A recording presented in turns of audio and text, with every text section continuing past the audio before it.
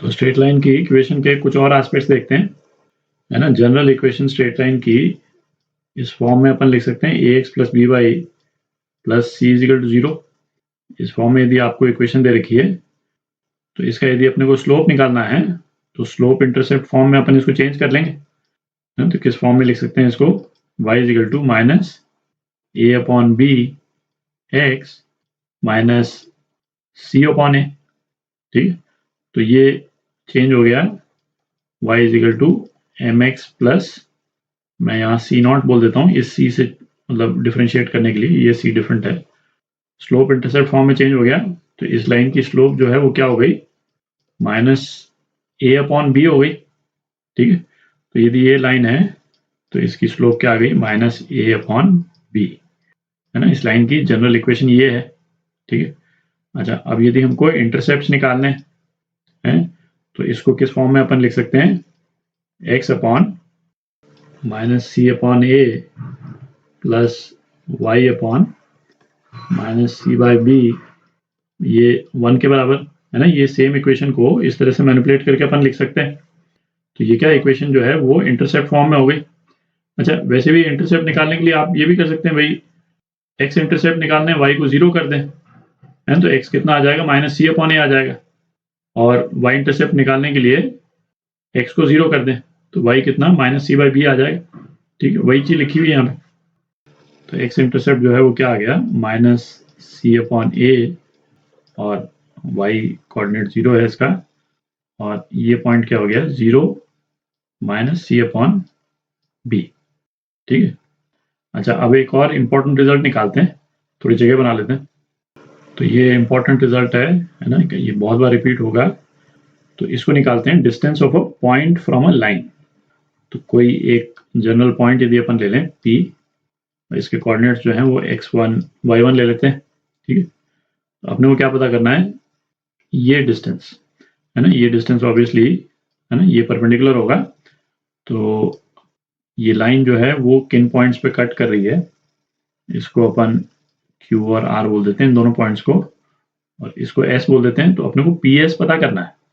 ठीक है, तो अब आप देखें ये वाला ट्राइंगल यदि अपन लेते हैं, है ना, QPR, है ना, ट्राइंगल QPR में इस ट्राइंगल का जो एरिया है, एरिया ऑफ ट्राइंगल, ये क्या हो जाएगा, हाफ ऑफ बेस। बेस क्या है, QR इंटू PS। ठीक है, परपेंडिकुलर डिस्टेंस। तो ये परपेंडिकुलर डिस्टेंस जो है वो क्या हो जाएगा, twice area of triangle upon QR। तो QR और एरिया ऑफ ट्राइंगल यदि हम निकाल लें तो PS की वैल्यू आ जाएगी अपने पास। ठीक, तो QR निकालते हैं पहले। तो QR जो है वो क्या हो जाएगा, under root C square by A square plus C square by B square, और इसको हम क्या लिख सकते हैं, C upon A B under root A square plus B square, ये लिख सकते हैं।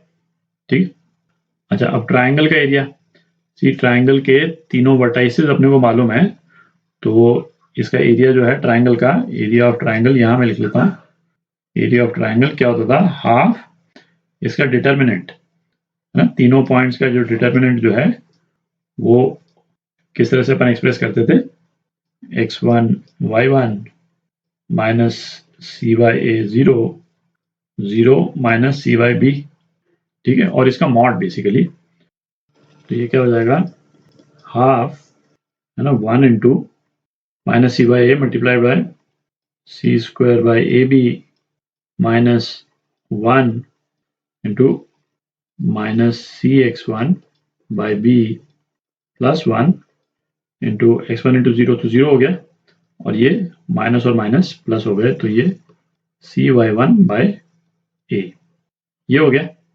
तो ये क्या लिख सकते हैं अपन, C square plus C A x1 plus C B y1 upon A B.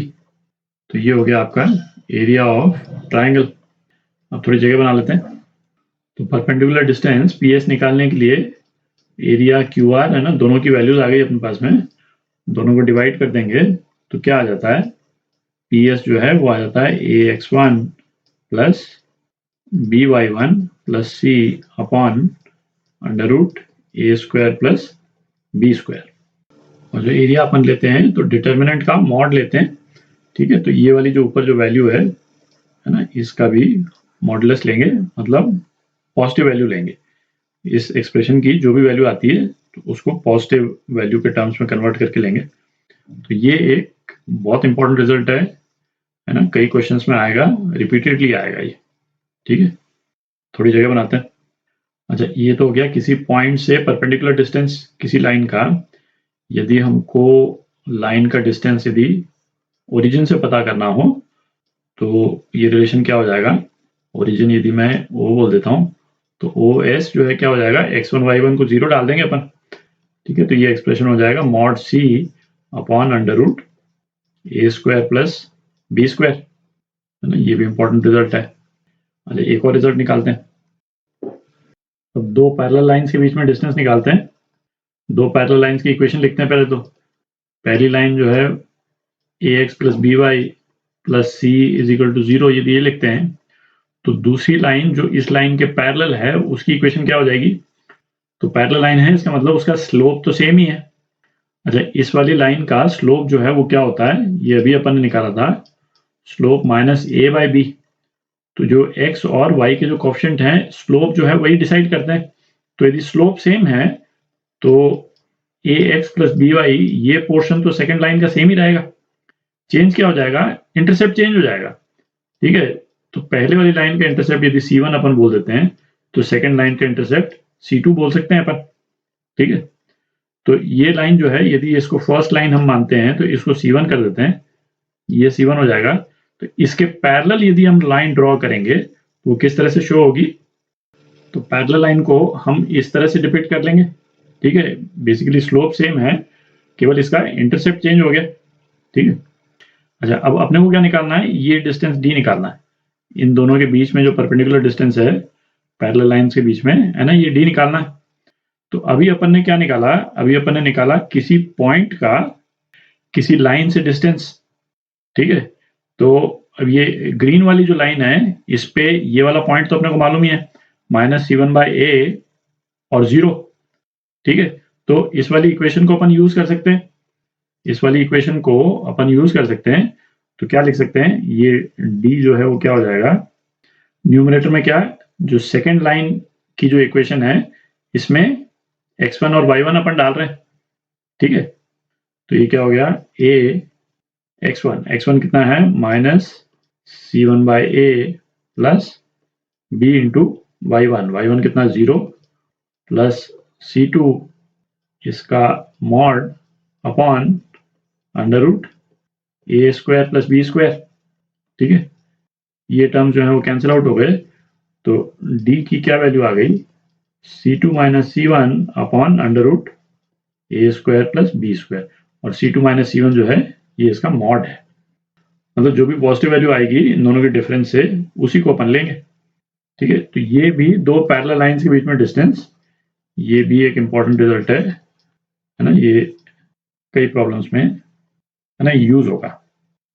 तो अगले कुछ वीडियोस में जो स्ट्रेट लाइन के जो कॉन्सेप्ट्स अभी तक अपन ने देखे, है ना, उस पे कुछ क्वेश्चंस करेंगे।